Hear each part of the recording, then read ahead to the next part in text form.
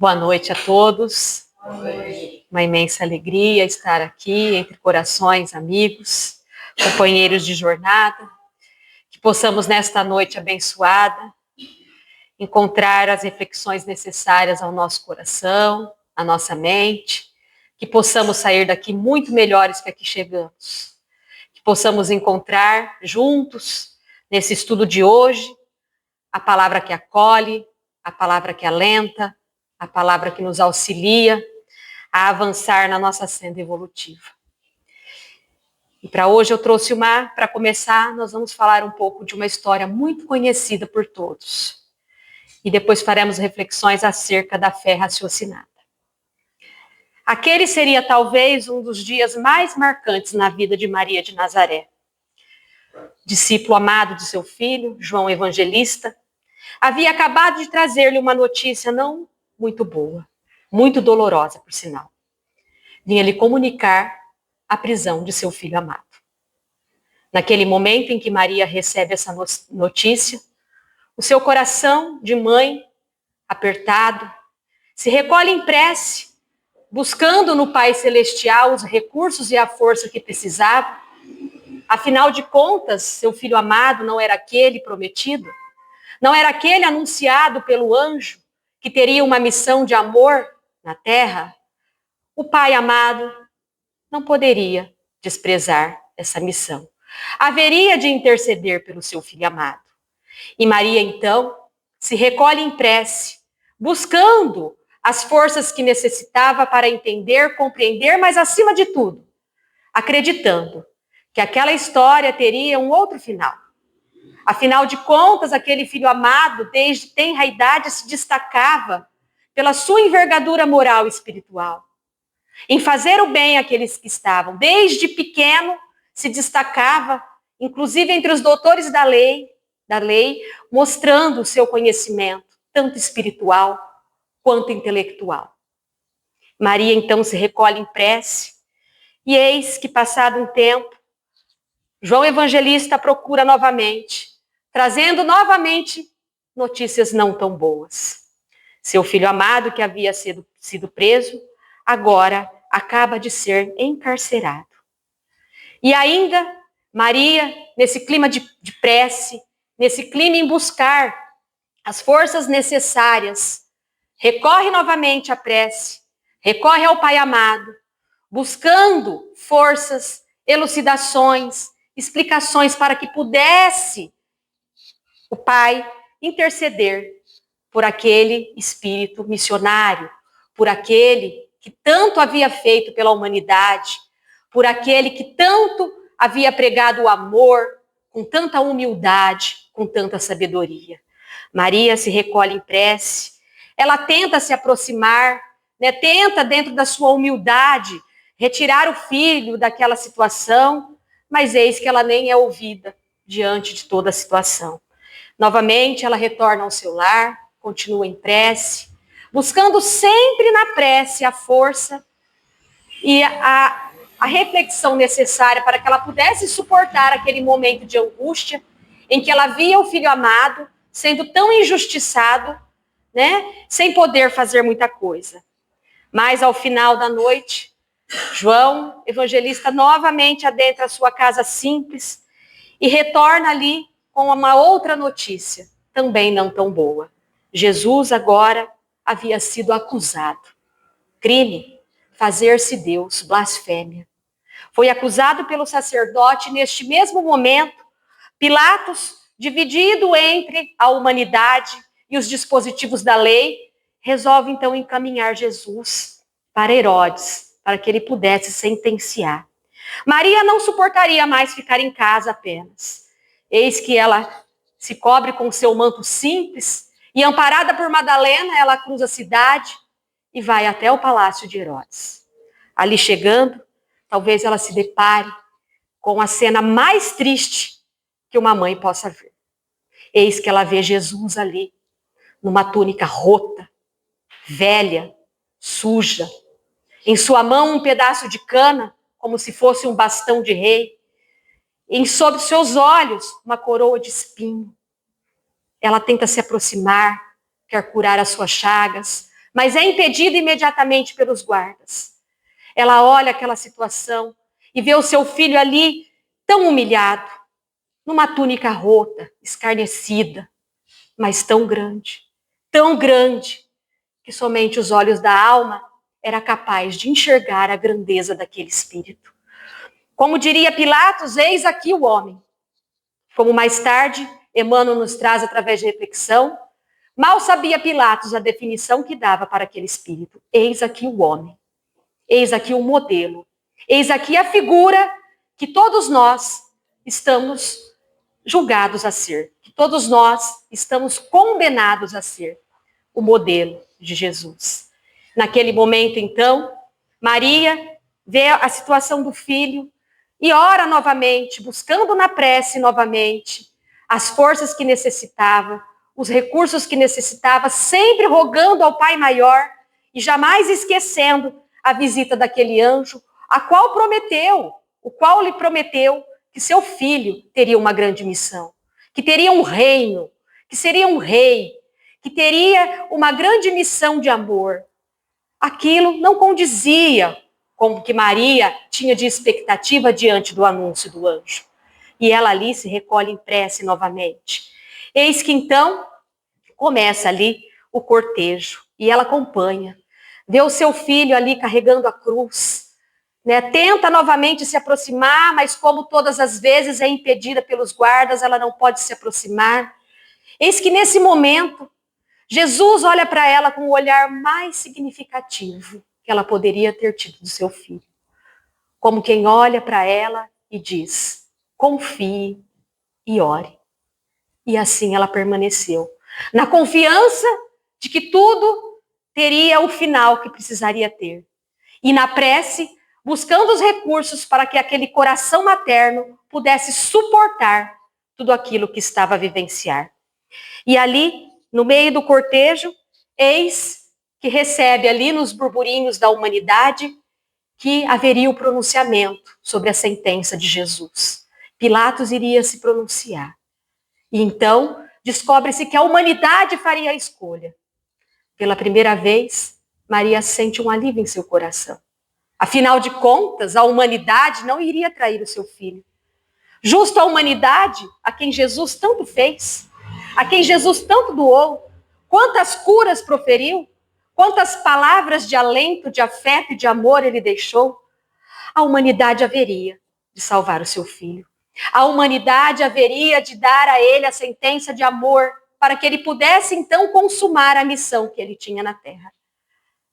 Mas ali, novamente, por minutos, ela viu seu coração novamente se apertar. Eis que a humanidade faz a sua escolha. Queremos Barrabás, crucifique-o, crucifique-o. E assim, Jesus caminha rumo à crucificação. E ali, chegando na cena da crucificação, Maria vê seu filho preso à cruz, ajoelhada a seus pés. Eis que ela olha para o filho. E ali, já nos últimos minutos de vida, ele deixa as últimas orientações. Eis que a cabeça pende inerte. E ali ele profere as palavras: está consumado, Pai. Eis aqui o meu espírito. Nesse momento em que Maria presencia a morte do Cristo e ouve da sua boca as palavras como se ela fosse transportada ao início dessa linda história, ela relembra a visita do anjo e relembra ali ela relembra ali naquele momento a sua missão enquanto mãe do Cristo. Ela relembra as palavras que ela proferiu ao anjo quando disse que a vontade dele fosse feita, que a vontade divina da misericórdia e da justiça fosse feita. E aqui está sua serva, cumpra. Nesse momento, ela sente um alívio no seu coração, como se entendesse aquele momento. Jesus estava sendo ali humilhado pela humanidade, mas com certeza a divindade estava em festa, por ele ter cumprido a sua missão como deveria. Nesse momento, Maria tem a calma na sua intimidade, no seu espírito, por entender, por ter nesse momento o amparo da espiritualidade, que é ajudar a se compreender o porquê e os motivos pelos quais a trajetória do Cristo se encerrava assim. E por que eu trouxe essa história para a gente começar? Porque não há um cenário de dor maior do que esse.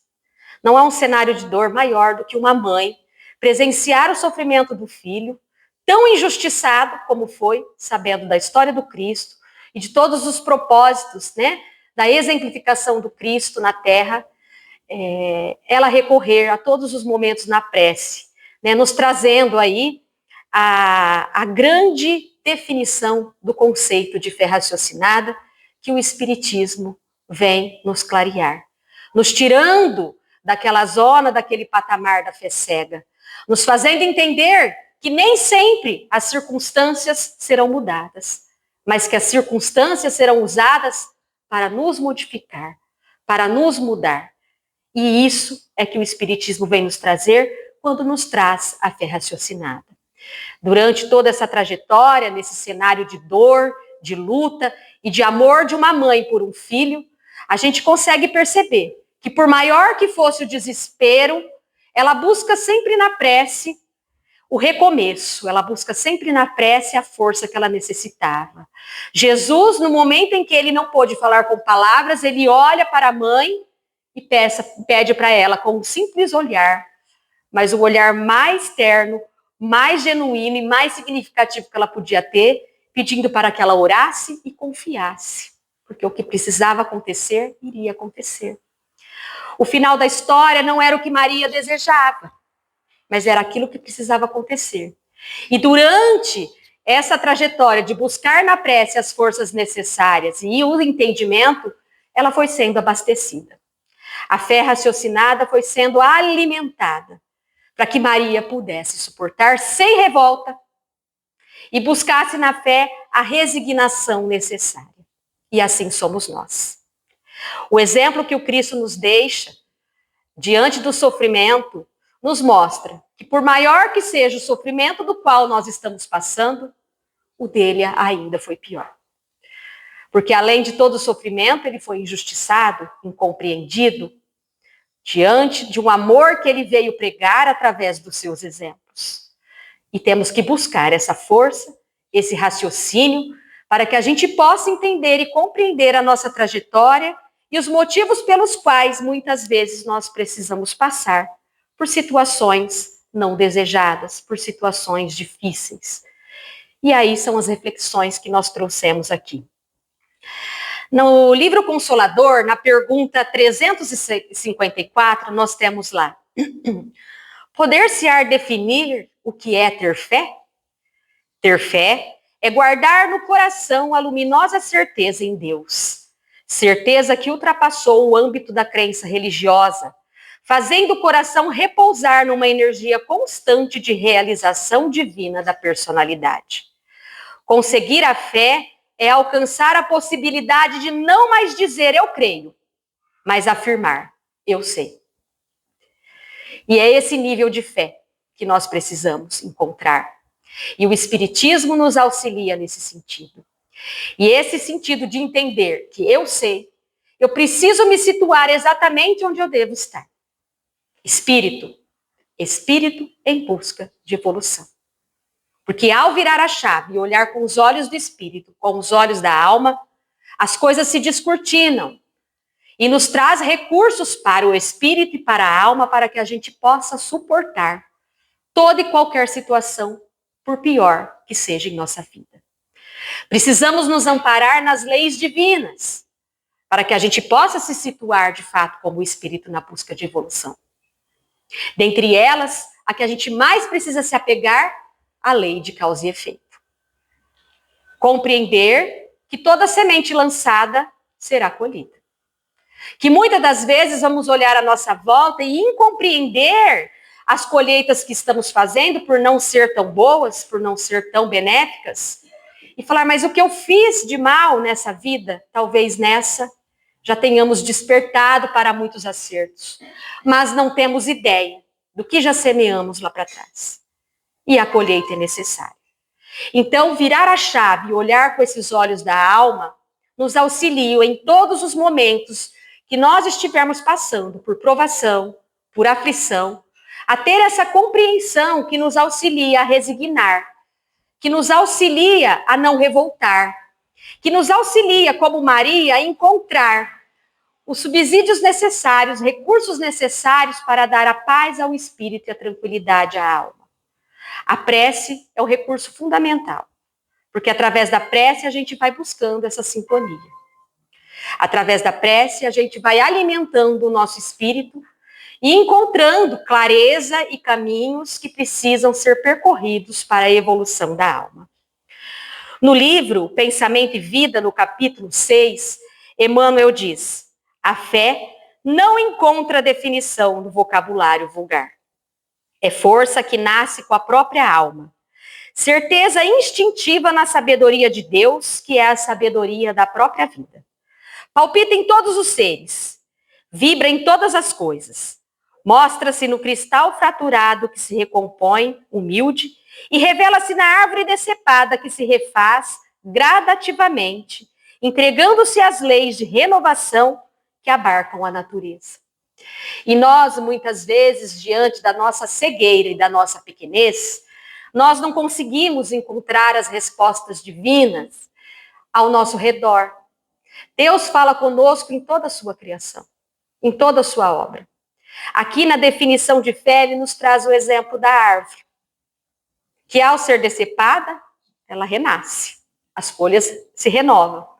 E assim somos nós, que somos obra do mesmo Criador. Mas essa força, esse entendimento, nós precisamos nos afastar do problema a ponto que nós possamos nos elevar espiritualmente. Por isso, essa necessidade de nos colocarmos sempre como espíritos em busca de evolução. Senão a gente pega aquele problema e, segura ele aqui como se ele fosse de estimação. Ai, meu problema. E aí um probleminha que é deste tamanho, às vezes se torna deste. E ao ter esse entendimento, não tá legal isso que eu estou passando, não é gostoso, mas eu preciso tirar as lições necessárias. Eu preciso compreender o motivo pelos quais eu estou a passar por isso. E com isso a gente vai alimentando a alma, vai alimentando o espírito. E o espírito vai se elevando a tal ponto que o problema vai ficando aqui embaixo e ele se torna pequenininho. É como viajar de avião, quando a gente olha lá de cima, quando a gente está em algum lugar mais alto, numa montanha, no 15º andar de um prédio, a gente tem outra dimensão para olhar para as coisas da terra. E assim devemos ser diante dos problemas que nos acometem.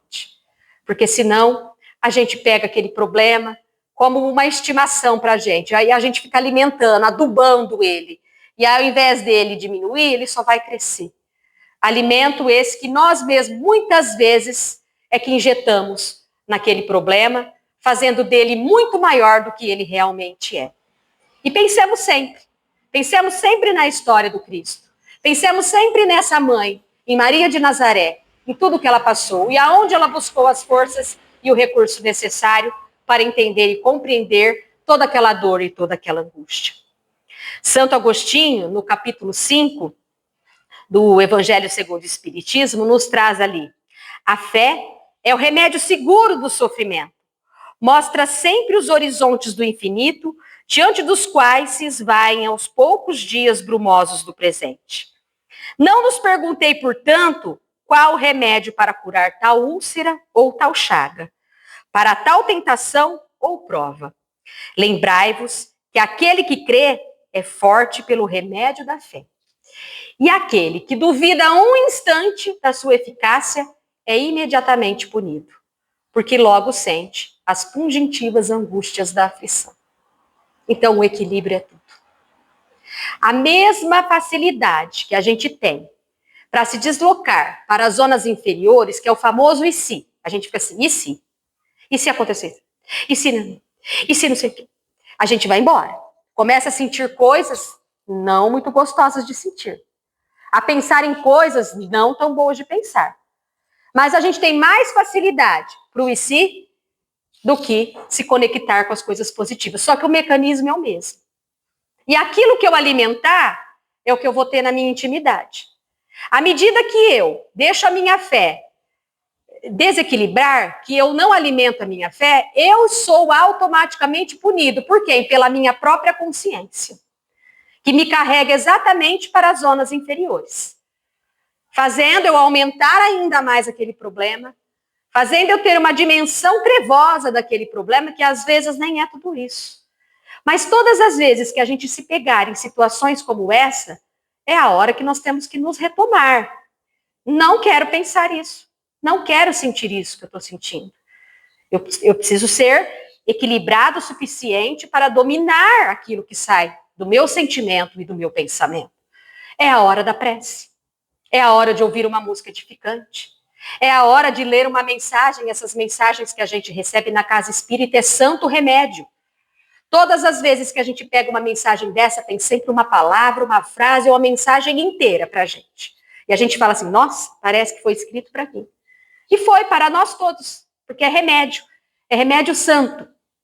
Então nós é que temos que alimentar a nossa alma e o nosso espírito, para que a gente não sinta a punição da dor da nossa consciência, que diante da nossa inferioridade espiritual, tem mais facilidade para se conectar com as coisas negativas do que positivas. Mas o mecanismo, se eu já sei que o mecanismo é o mesmo, opa, é igual trocar o canal da televisão, pega o controle e muda.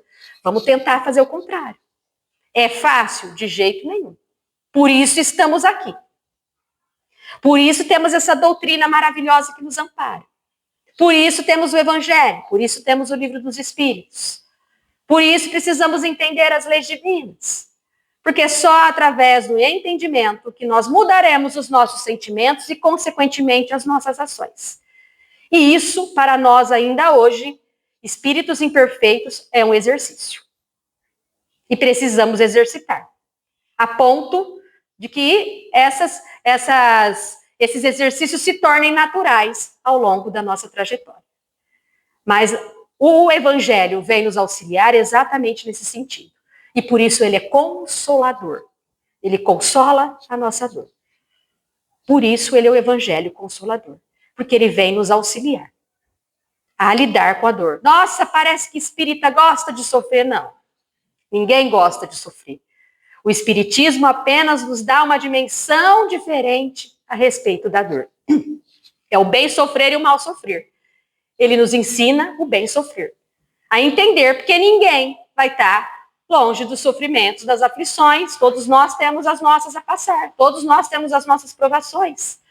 Então, ter esse entendimento nos auxilia a avançar, a tirar as lições, a nos fortalecer e encontrar os mecanismos necessários para o nosso crescimento espiritual. Na questão 257 do livro Consolador, indagado se a esperança e a fé devem ser interpretadas como uma só virtude, Emmanuel respondeu: a esperança é a filha da fé. Ambas estão uma para a outra, como a luz reflexa dos planetas está para a luz central e positiva do Sol. A esperança é como o luar que se constitui dos bálsamos da crença. A fé é a divina claridade da certeza. E aqui ele nos traz, essa dupla, a fé e a esperança. E aqui eu vou falar um pouquinho da esperança. Não daquela esperança monótona de cruzar os braços e deixar.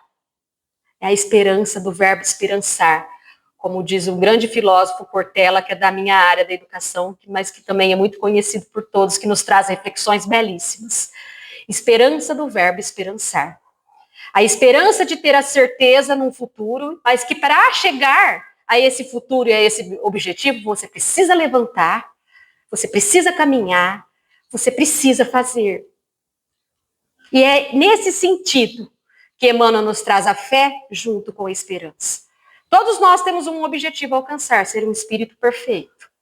Encontrar a perfeição e se tornar amor. Praticar a lei de amor em todos os seus sentidos. Esse é o objetivo. Cruzar os braços e falar, Deus quis assim, não vai nos auxiliar. Agora, compreender o porquê estamos a passar por determinadas situações, encontrar em Deus, através dessas leis divinas, as respostas necessárias, entendendo que, inclusive, ele não é um Deus punitivo, mas um Deus soberanamente justo e bom, nos auxilia a levantar, caminhar na busca dessa perfeição, ao qual todos nós estamos fadados.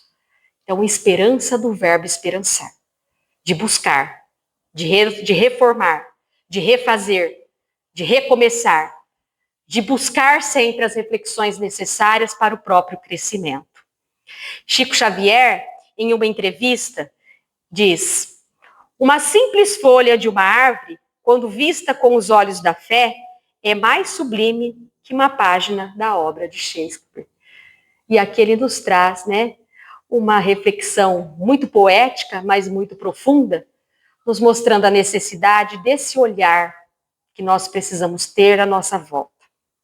Desse olhar de valorizar as pequenas coisas que nos acontecem diariamente.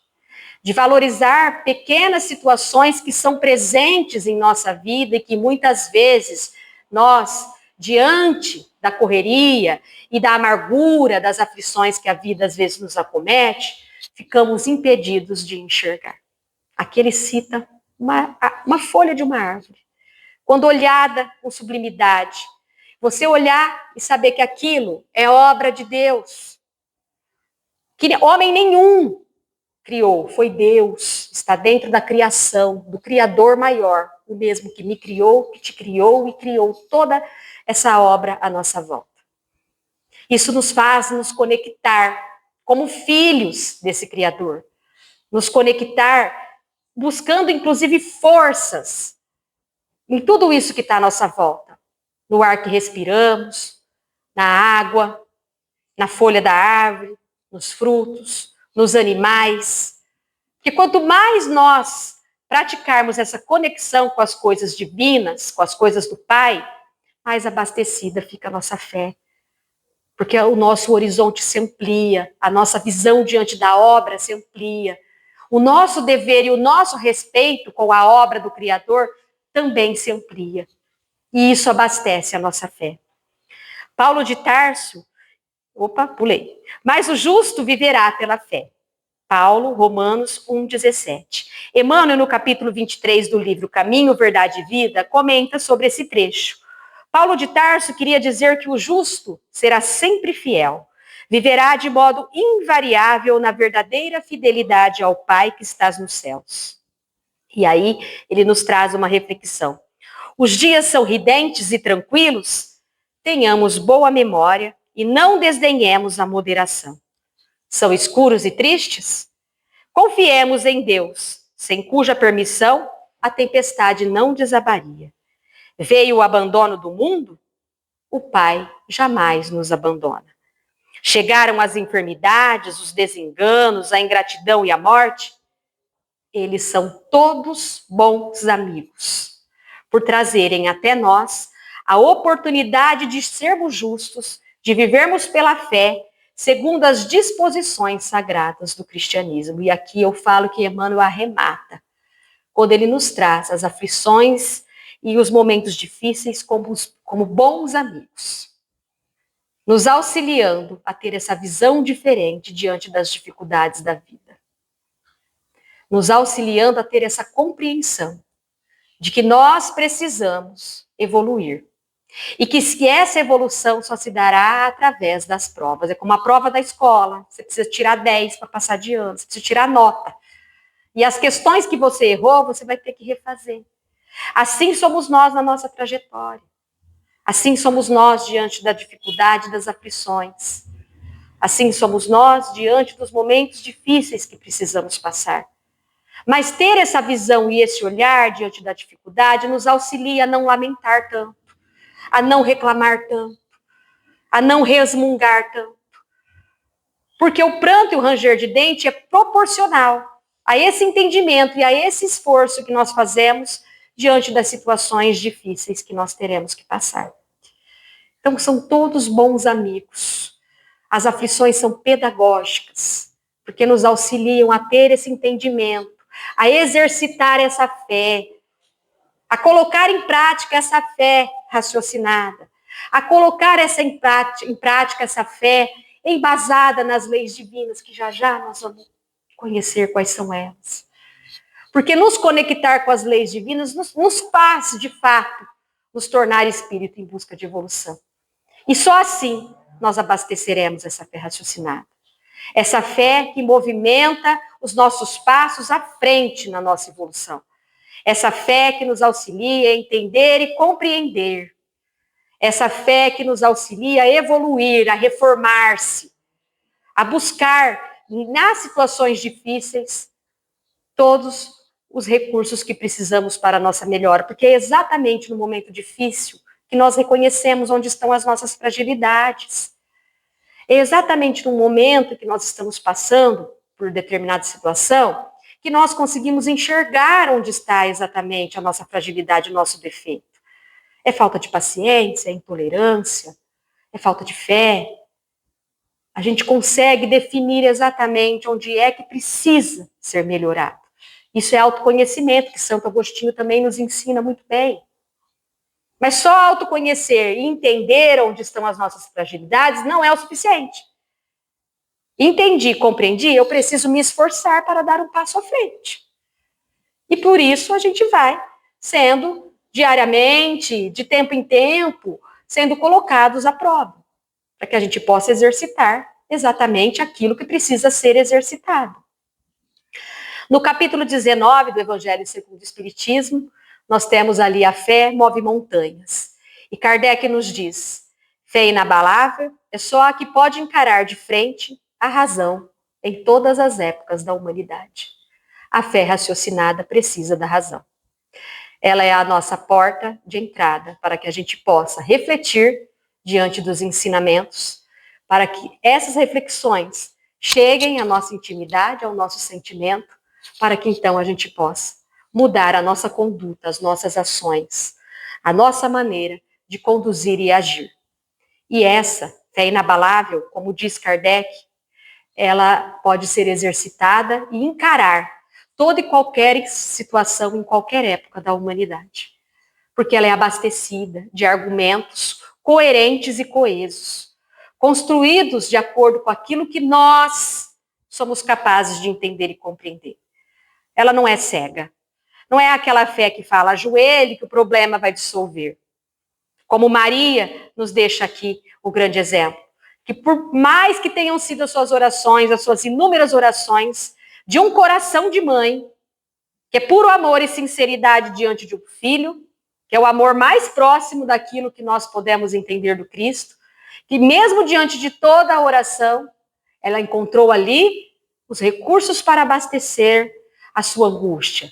Ela encontrou na prece os recursos para se fortalecer, mas as circunstâncias foram acontecendo, porque tinha que acontecer. E assim é na nossa vida. As provas das quais nós estamos destinados a cumprir, elas terão que acontecer. Então, Deus não muda a circunstância.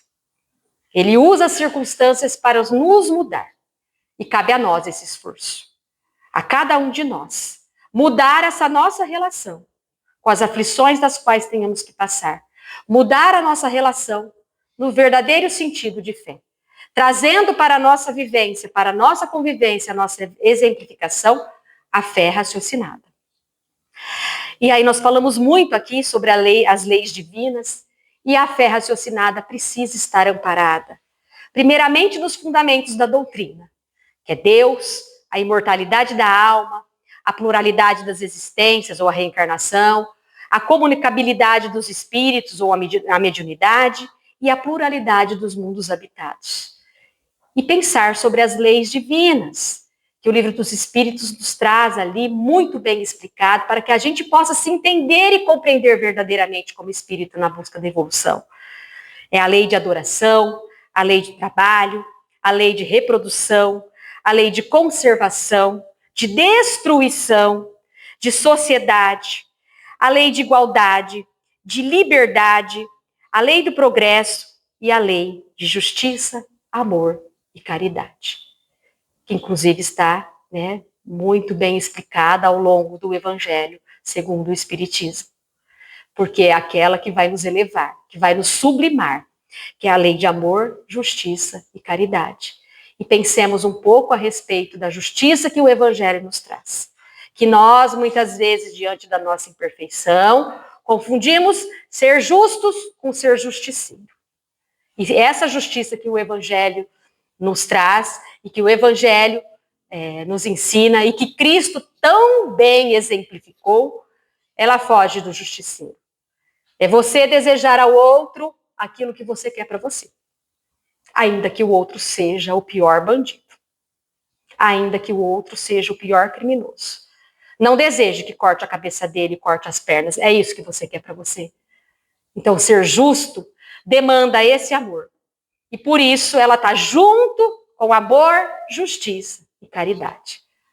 Porque a caridade, bem entendida e definida pelo Cristo, nos ensina que devemos ser benevolente para com todos, indulgente para as falhas alheias e perdoar as ofensas. Resumindo, quando estivermos prontos para tudo isso, saberemos o que é amar. E por isso Jesus também nos ensina, né, amar o próximo como a si mesmo. Porque nós ainda nem nos amamos, porque enquanto deixarmos habitar na nossa intimidade sentimentos inferiores como raiva, ódio, orgulho, vaidade, inveja, quem é o primeiro que recebe? Somos nós. Somos nós. Então nós ainda estamos aprendendo a nos amar para poder amar o próximo, né? Então essas são as reflexões dessa noite acerca da fé, né? Buscando sempre no Evangelho, no Cristo, nosso guia e modelo, os recursos necessários para que a gente possa entender, compreender a nossa caminhada, que a gente busque sempre em Jesus, que é nosso guia e modelo, o exemplo que nós precisamos seguir. Diante de qualquer dificuldade que tenhamos, diante de qualquer situação difícil que tivermos a passar, consultemos o Cristo. Perguntemos a Ele, com toda a sinceridade, com o coração aberto, o que Ele faria, qual conselho Ele pode nos dar, que os recursos virão. Pensemos em Maria, essa mãe, puro amor ao seu filho, que encontrou na prece todo o equilíbrio, todos os subsídios necessários para que ela pudesse suportar aquele momento de dor. E no momento em que ela mais precisou, ela foi recolhida, ela foi acolhida pela espiritualidade, dando-lhe a paz na intimidade no espírito para que ela pudesse encerrar aquele cenário de dor ao qual ela estava vivendo. E se Cristo é nosso guia e modelo, é nesse cenário, é nessa trajetória que nós encontraremos inúmeras respostas diante de toda e qualquer dor que tenhamos que passar, seja ela de qual natureza for. Que Jesus nos abençoe e nos ilumine sempre.